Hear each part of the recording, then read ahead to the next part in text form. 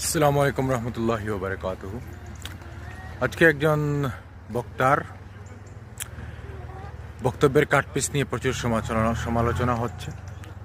তো কোন প্রসঙ্গে ওই বক্তা বলেছেন, ওই বক্তার ওই জিনিসটা কিন্তু পুরো বক্তব্যটা তোলা হয় নাই, শুধু এইটাই ওই বক্তার তোলা হয়েছে যে যদি মসজিদে কোরআন শরীফ পড়তে হয় বা মসজিদে যদি রাজনীতি করতে না দেওয়া হয়, রাজনৈতিক আলাপ না করতে দেওয়া হয়, তাহলে ওই মসজিদে কোরআন তেলাওয়াত করতে দেওয়া হবে না। তো উনি কোন প্রসঙ্গে এটা বলেছেন? কারণ কোরআন শরীফকে যদি কেউ আরবি পড়ে বুঝবে না, মোস্ট অফ মানুষ বুঝে না, কিন্তু সেটাকে যদি ট্রান্সলেট করা হয় বাংলায়, যে ভাষায় আমরা বুঝি, তাইলে দেখা যাবে যে কোরআন শরীফের রাজনীতি পরতে পরতে, এবং এটা আমাদের ব্যক্তি জীবন থেকে রাজনৈতিক জীবন, আমরা কীভাবে নিজস্ব জীবন, পরিবার, সমাজ, রাষ্ট্র গড়ব, সেটা কিন্তু প্রত্যেকটা জিনিস সেই জায়গায় আছে।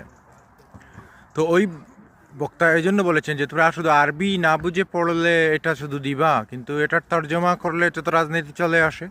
কারণ Islam is a complete code of life. এখানে অর্থনীতি কী হবে, যুদ্ধনীতি কী হবে, প্রতিবেশীর সাথে বা নিকটস্থ প্রতিবেশী দেশের সাথে আমাদের কি হবে, আমাদের অন্য দেশের সাথে অর্থনীতি কী হবে, আমাদের ব্যাংকিং ব্যবস্থা কী করে চলবে, আমরা প্রত্যেকটি, আমাদের শিক্ষা ব্যবস্থা কীরকম হবে, আমাদের চিকিৎসা ব্যবস্থা কীরকম হবে, সব কিছুই কোরআন শরীফে আছে। তোমরা শুধু বুলবুলির মতো আরবি আওড়াবে, কিন্তু এটার বাংলা বুঝে এটার প্র্যাকটিস করতে দিবে না, তাইলে দরকার নেই। উনি একটু রাগার সাথে বলেছেন, কিন্তু যে নিষিদ্ধ কোরআন শরীফ যদি নিষিদ্ধ হয়, তাহলে তো নামাজ পড়া যাবে না, সূরা পড়া যাবে না, এটা তো হয় না। উনি একটু রাগ করেই বলেছেন যে তোমরা শুধু তুতা পাখির মতো বাংলা আরবি শুধু পড়বা, কিন্তু এর অর্থ মানুষকে বুঝাবে না, এর প্র্যাকটিক্যালি হবে না। মানে মিষ্টি মিষ্টি মিষ্টি এটা শুধু লিখবা, কিন্তু এটা খেয়ে এটা কী ধরনের মিষ্টি সেটা বুঝবা না।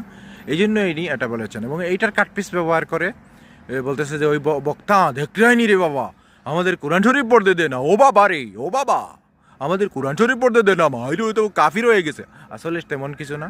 উনার চাওয়া হচ্ছে যে কোরআন শরীফ প্র্যাকটিক্যালি প্রত্যেকটি ক্ষেত্রে ব্যবহৃত হোক, রাজনীতি, অর্থনীতি, সমাজনীতি সব, এবং ব্যক্তি জীবন থেকে একদম ফুল রাষ্ট্রীয় জীবন পর্যন্ত। ধন্যবাদ সবাইকে।